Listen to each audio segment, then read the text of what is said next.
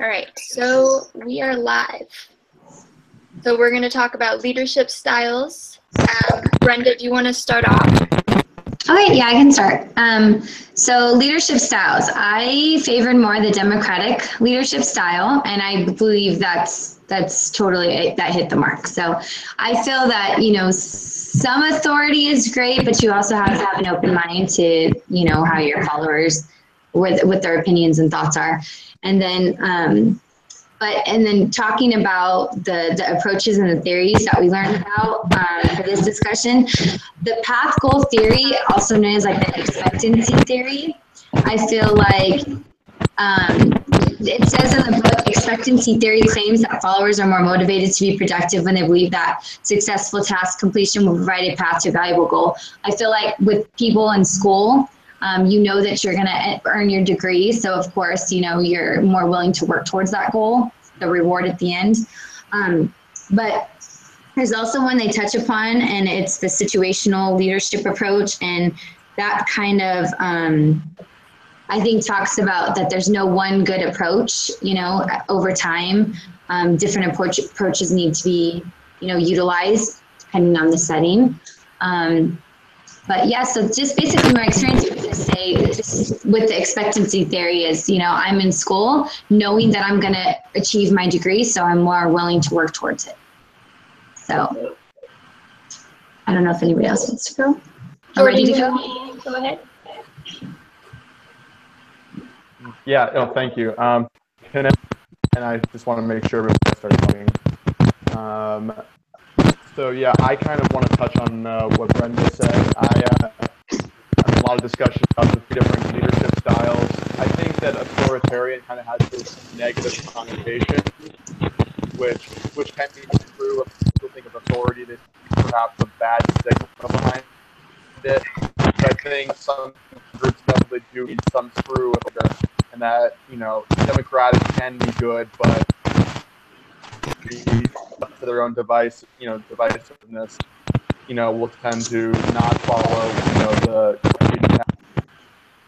I also kind of wanted the path goal theory. I know, like Brenda said, with the with like graduating college, if you have something to look forward to, even if it's 3 to 4 years out, you want to get there. And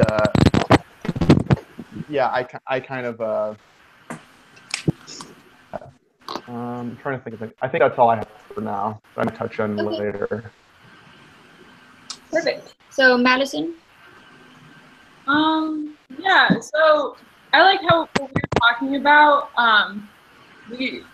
unfortunately it wasn't a part of this YouTube live discussion, but before we started recording, we were talking about what are the different styles, and I think we were really onto something there, talking about how they definitely all have benefits. For example, the relational one, that clearly makes sense because that's the two big things that focus on, the relationship and the task. They're both really important to care about. So the relational theory is that, yeah, it's more, I guess, towards a relationship. But I think everyone can agree that when you care about the relationship, that can definitely help increase the motivation, satisfaction, which makes people want to get the task done. So I think that's kind of important. I also like to read about the transformational theory, about how those kinds of leaders will have such strong leadership that transform, but it does change the followers into, again, I guess getting the task done and everything. So my thoughts. Great. That's awesome. Madison, do you have an experience with a manager that you might, or a leader that you've worked with who used one of the styles that you can kind of explain? If not, that's totally fine too. Yeah, I'm trying to think of just all of the other styles in general. I kind of forgot yeah. Well, go ahead. Sorry, Terry. Go ahead. There's trait, situational, functional, relational, transformational, trait. What's the first one? Oh, right, trait. So that's the idea that you have to have certain traits, like you are born with it, right? Mm-hmm. Yeah, I think that's a tough one to really have an example, because I definitely think I like to say leadership is like singing. Some people can be naturally born with it, but most people need to work on it in order to become really good at it. And then there's also that situational leadership approach that I bet most leaders too, depending on what kind of group they're working with, you know, they have to change up their style. They can't always just be like we've looked like, you know, authoritative or authoritarian, democratic, and laissez-faire. Depending on the group setting and what you're doing it for, the situational theory is like, you know, you have to adjust that. So I'm sure that one leader is different per group, and it's kind of, I don't know, your experience with that leader might be different for somebody else. Yeah. Awesome. So, Savana? So going off of that, I definitely lean more towards the democratic style of leadership. And as for the approach, I think that situational approach would work best, just because, like, in the book it mentions, like imagine a military leader leading, I don't know, a religious group or something like that. Like one leader going into another leadership position, and it's just like, do you see them performing as well as a leader? And I think that, like me personally, I would want to be the leader of something that, you know, you go into something that is specialized to you, you know, your values, your beliefs, your whatnot. So I think taking a situational approach and really taking in everything that's different from other situations, like the people you're working with, the environment you're in, it's all different. So like you kind of have to approach that a different way to kind of tend to the differences in different people and really shine through those differences. Yeah. Terry? Can you hear me? Yes. Okay.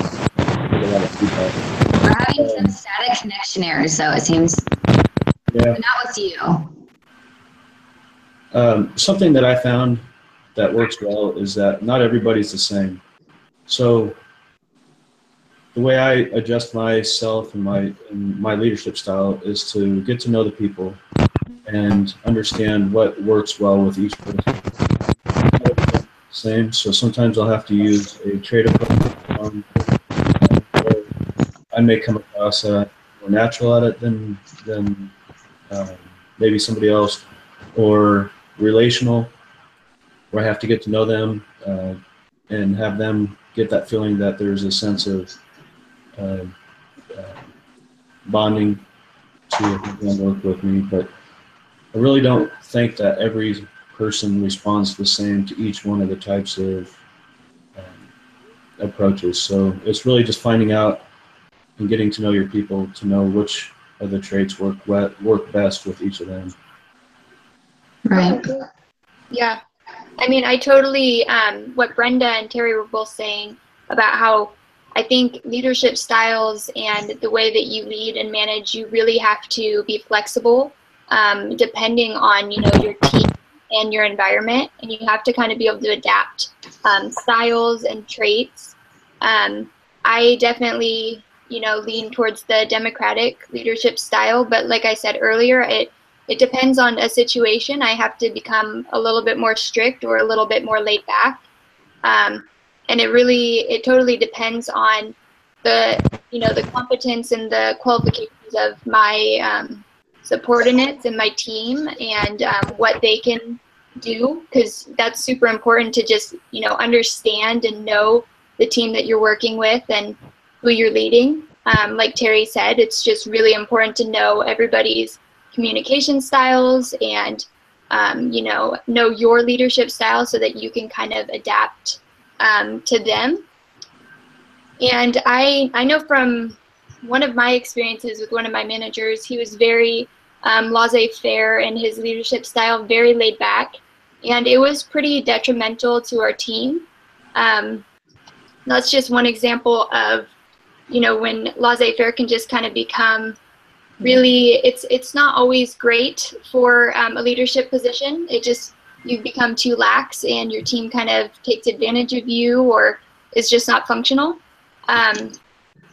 I would say that I'm pretty relationship oriented. I really like to understand my team and get to know them on a personal level. And I think that that's really important to relate to the people that you're working with and that you're leading, just so that you are able to connect with them and solve problems together. Yeah. I know Jordan, oh, sorry, not to interrupt you, Kaitlin. I didn't know okay. Jordan was talking about the authoritarian, you know, has the negative connotation. I do think well, you said it better. I don't want to,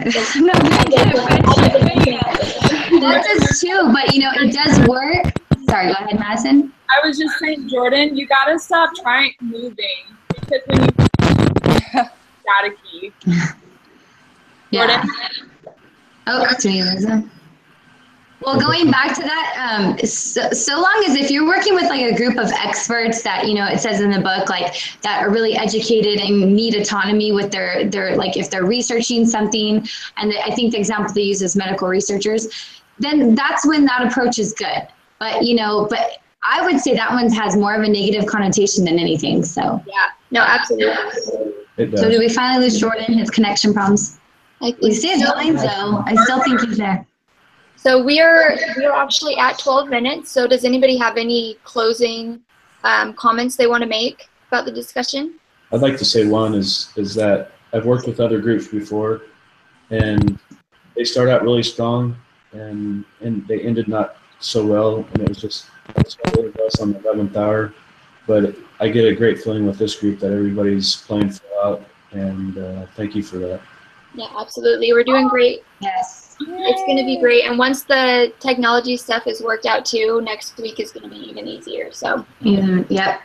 Perfect. All right, I'm gonna stop the broadcast since it looks like I've lost Jordan. And sweet, I'll see you guys next week. Okay. Bye. Thanks, guys.